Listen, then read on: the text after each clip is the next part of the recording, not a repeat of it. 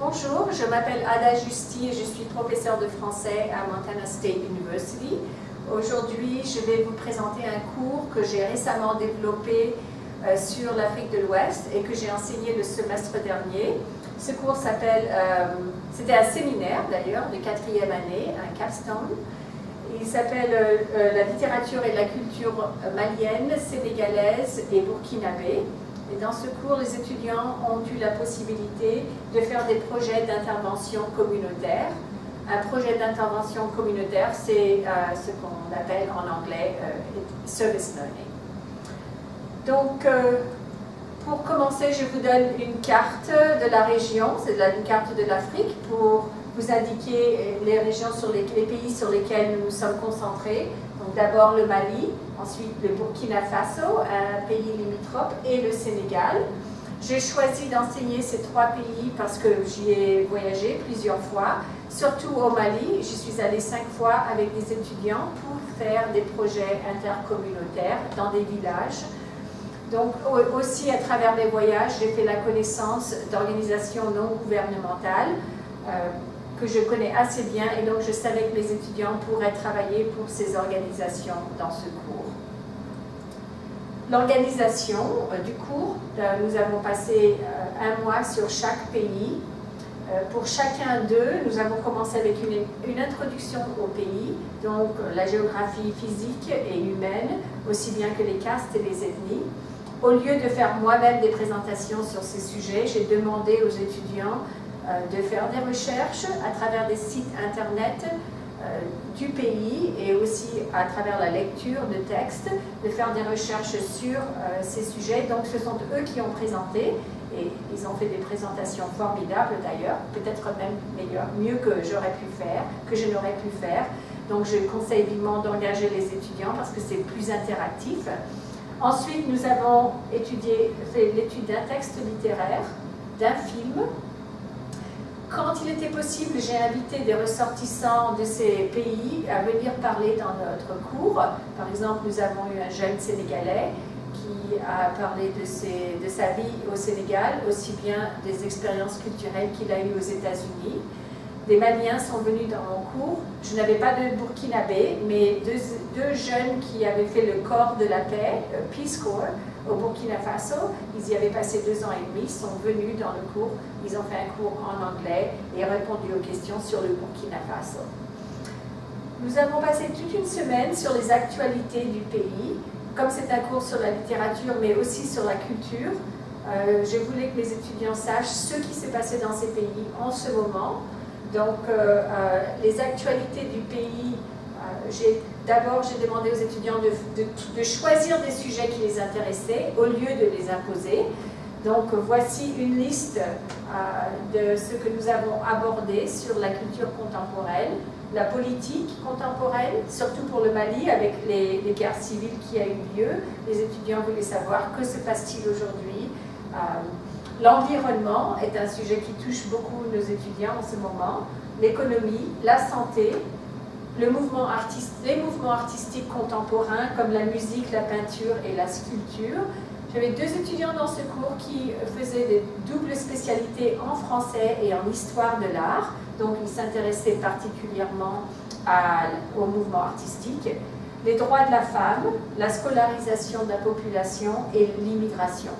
Donc, c'était les sujets sur lesquels nous avons beaucoup travaillé et les étudiants ont lu des articles de journaux de ces pays qui parlaient, et puis on a aussi regardé le journal télévisé.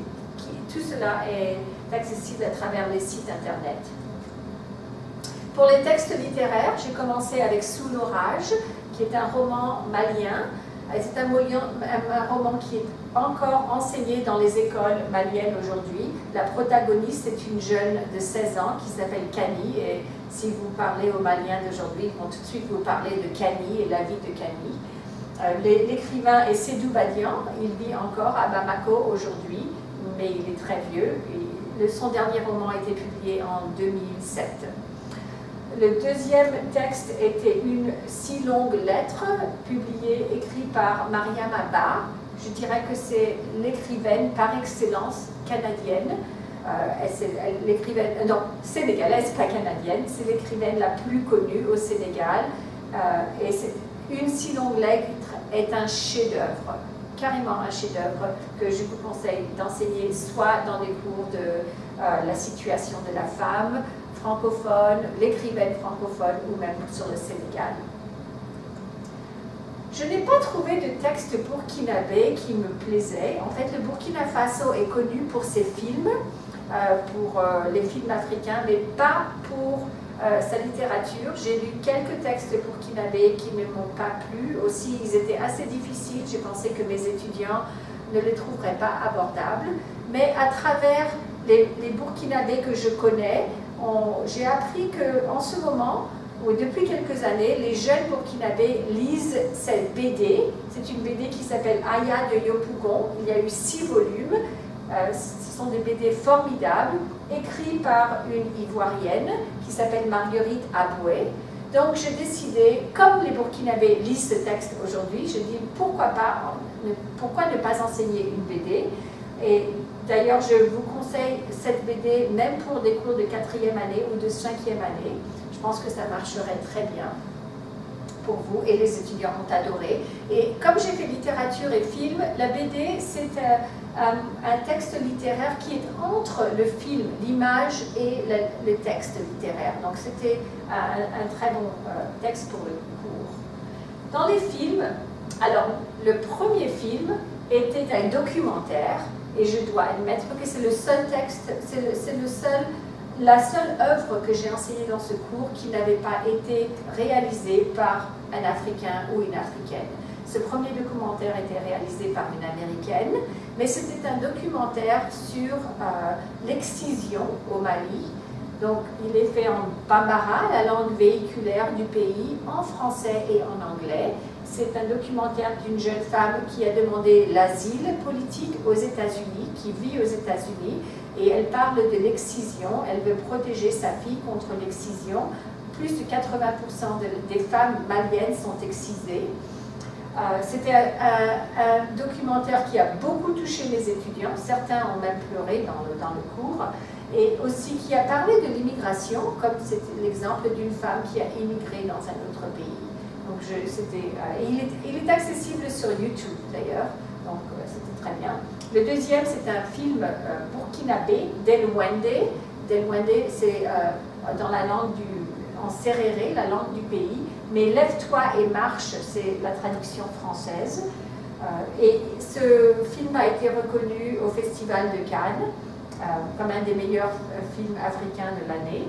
Et Aya de Yopougon est un film qui a reçu la Palme d'Or pour la BD, pour un dessin animé l'année dernière. Donc il est sorti il y a 2 ans, il est sorti en 2012 et j'ai pu trouver le DVD avec des sous-titres français, bien sûr. Donc, en fait, sans sous-titres, il n'y a pas de sous-titres, mais pour vos étudiants avancés, ça pourra très bien marcher. Je voulais vous montrer un passage du film pour vous donner une idée de combien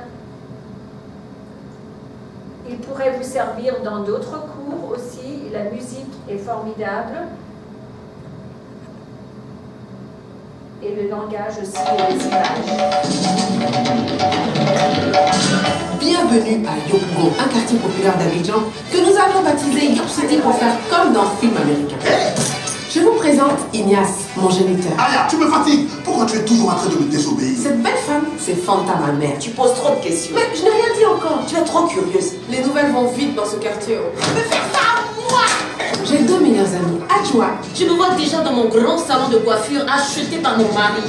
Monte la cloche! Et Bintou, la go choc, une grande gâteuse. Et toi, j'adore cette chanson. Tu es trop forte en solutionnage rapide. Mais ce qui rend Yop City si intéressant, ce sont leurs histoires de cœur qui font vibrer ce quartier. Les filles de Yop City sont belles. Elles vont me tuer, mon gars. Eh, ma soeur, t'es belle comme un cacao qui sèche au soleil. Tu es enceinte.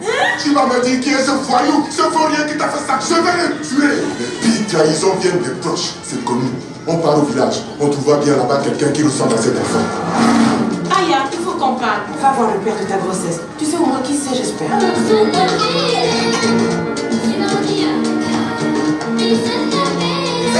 regarde!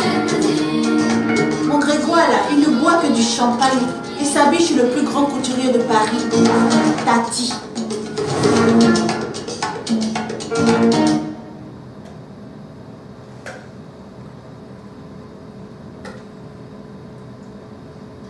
Donc ce film était particulièrement intéressant parce qu'il a abordé les sujets tels que l'immigration, la scolarisation des femmes, le rêve des jeunes femmes, la musique traditionnelle et la musique contemporaine. Donc tous des sujets qui sont très contemporains aussi. Et Aya, la protagoniste, est une jeune fille qui ne veut pas chercher un mari, trouver un mari et faire des enfants, simplement qui n'accepte pas la polygamie, mais qui par contre décide de faire des études et de devenir médecin. Donc, après l'étude de ces films et de ces textes littéraires, nous sommes passés au projet d'intervention communautaire. Nous avons répondu à la demande de trois ONG. Development in Gardening. Cette ONG a été fondée en 2005 au Sénégal et elle a pour mission d'améliorer l'alimentation et la santé des populations qui sont touchées par le sida. Et à travers une formation sur l'agriculture et la nutrition. Donc cette ONG a demandé à mes étudiants une aide à la traduction. Ils avaient un protocole, c'était un document de 100 pages qui est écrit en anglais et ils en voulaient une traduction en français. Donc les étudiants qui ont choisi de faire ce projet, ils ont traduit en moyenne une quinzaine de pages. Dig nous a aussi demandé de créer un nutrition manual. Ils ont un nutrition manual pour les pays de l'Afrique de l'Est, donc ils sont écrits en anglais, et ils nous ont demandé de créer cela pour le Burkina Faso. Donc ça consistait à faire des recherches sur les légumes qui peuvent être cultivés au Burkina Faso et les recettes liées à ces légumes pour une meilleure nutrition. La deuxième organisation pour laquelle nous avons travaillé, c'était FAVL, Friends of African Village Libraries, qui est située dans plusieurs pays en Afrique, mais surtout au Burkina Faso. Et au Burkina Faso, ils ont construit 14 bibliothèques de village. Le Burkina a à peu près presque 60% de la population qui n'a pas accès aux livres ou qui est illettrée. Donc les bibliothèques sont très très importantes. À part la construction des bibliothèques, cette organisation crée aussi des micro-livres. En fait, ce sont des livres qui mettent en scène la culture traditionnelle et la vie traditionnelle au lieu d'importer des livres de l'étranger pour inciter les gens et les jeunes à la lecture et à apprécier leur tradition. Ils créent des livres sur la culture traditionnelle.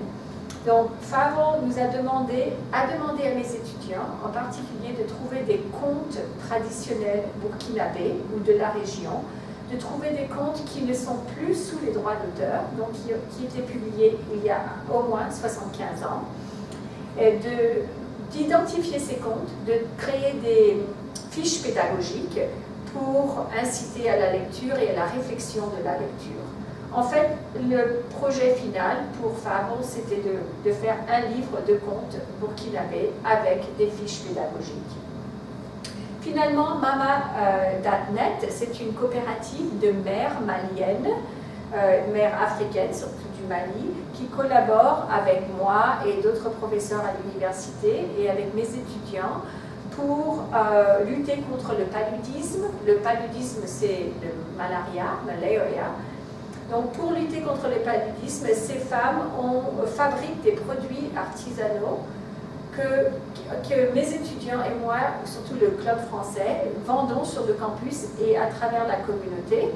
Et ces femmes peuvent gagner cet argent pour après pouvoir acheter des médicaments et des moustiquaires pour protéger leurs enfants du paludisme. Alors, les femmes ont demandé à mes étudiants de faire des recherches sur de nouveaux produits qu'elles pourraient fabriquer pour que le business pour que le commerce continue à vivre. Elles ont aussi demandé de faire des recherches sur le moyen de transport de leurs produits, parce que dans le passé, c'était moi et d'autres profs que nous connaissons, d'autres gens qui travaillent dans le développement au Mali, qui voyagent souvent là-bas et qui reviennent. C'était eux qui apportaient les produits, mais depuis qu'il y a eu la guerre civile, nous avons eu du mal à transporter les produits, donc on voulait voir s'il y avait des moyens abordables, qui n'étaient pas trop chers, pour faire parvenir les produits aux États-Unis. La majorité des étudiants ont choisi de faire la traduction. Moi, personnellement, je n'adore pas traduire, mais mes étudiants adorent la traduction, surtout les étudiants avancés, parce qu'ils trouvent que c'est très pratique, qu'ils mettent en pratique leur connaissance du français, il y a aussi l'acquisition de nouveaux vocabulaires, et certains d'entre eux veulent faire de hautes études en traduction, donc pour eux c'est une bonne pratique, et puis après ils peuvent mettre cela sur leur CV ou leur résumé. J'ai eu 2 étudiants qui ont choisi de travailler sur le livre de contes. Un des étudiants est en pédagogie, elle veut devenir professeur, et l'autre étudie l'histoire de l'art, donc c'était particulièrement intéressant pour elle de faire ce travail.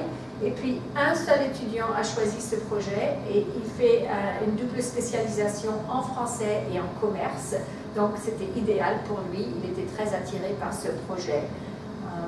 Je vais ensuite vous donner une indication de la place du PIC dans le cours. Donc, le PIC valait 25% de la note du cours. Donc, les étudiants ont fait la traduction ou leur recherche et leur produit final, mais ils ont aussi dû faire une présentation finale en français, bien entendu, pour expliquer le travail qu'ils ont accompli, les méthodes qu'ils ont utilisées, les méthodes de recherche, les méthodes de traduction, les obstacles qu'ils ont rencontrés, ce qu'ils ont appris, et aussi une certaine réflexion sur l'organisation pour laquelle ils ont travaillé et leur expérience. Et puis, le reste des notes était divisé à travers les discussions et les devoirs et les rédactions. Alors, l'impact des PIC dans le cours sur les organisations. 80 pages du protocole de DIG sont traduites aujourd'hui. Il y avait 100 pages en tout. Donc, le texte n'est pas traduit en entier, mais la grande majorité est traduite. Il y a un étudiant qui vient de se diplômer, mais il m'a demandé s'il pouvait traduire les 20 dernières pages, parce qu'il est en train de postuler pour faire une demande de hautes études en traduction. Donc, il va finir la traduction des dernières pages. Comme ça, nous pourrons envoyer la traduction entière du protocole à DIG. Favel recevra un micro-livre de contes à la fin de cet été. Nous avons 5 contes en ce moment avec des fiches pédagogiques, mais nous voulons ajouter certains contes pour faire un livre assez important. Et il y a une étudiante, l'étudiante en pédagogie, qui est en train de faire un independent study avec moi cet été pour finir le livre. Donc, Favel recevra le livre cet été. Et Mamad Adnet a reçu de nouvelles idées sur des produits que les femmes pourront créer pour l'année prochaine. L'impact sur les étudiants. En général, dans les évaluations, j'ai demandé aux étudiants de faire des évaluations à part pour le projet d'intervention communautaire, pour me donner des idées de l'impact qu'il a eu sur eux. Mais en général, ces commentaires représentent l'avis de la plupart des étudiants. Having a capstone project that has a real purpose is extremely motivated. Donc, ils aiment avoir des projets qui servent vraiment à une communauté. Et puis, un autre impact positif, c'était la possibilité d'incorporer leur savoir acquis dans d'autres domaines, ou d'autres disciplines comme la traduction, les affaires, le commerce, la pédagogie, dans un cours sur la littérature et la culture francophone. Nos étudiants ils font des études interdisciplinaires diverses et ils ont pu incorporer leurs divers savoirs et disciplines dans ce même cours et ils ont beaucoup apprécié cela. Donc en tout, je dois dire que en réfléchissant sur la première fois que j'ai enseigné ce cours. Je peux dire que pour la prochaine fois, je pense que je donnerai un peu plus de temps aux étudiants pour travailler sur le PIC. Il faut savoir que j'ai travaillé avec eux en dehors du cours quand ils travaillaient sur leur projet. Ils avaient une réunion avec moi toutes les semaines pendant les 3 dernières semaines pour répondre à leurs questions et leurs obstacles et pour les aider à avancer dans leur projet. Donc, mais j'aurais pu passer plus de temps avec eux sur ce projet. Mais autrement, c'était un succès. J'ai donné à... Je pense que je pourrais vous envoyer le syllabus du cours si vous en avez besoin. Vous pouvez vous servir soit du texte et aussi des ONG. Ces ONG demandent encore de l'aide pour leur travail. Donc vos étudiants pourraient travailler pour ces ONG à l'avenir si vous vous intéressez à faire un tel projet. Merci beaucoup.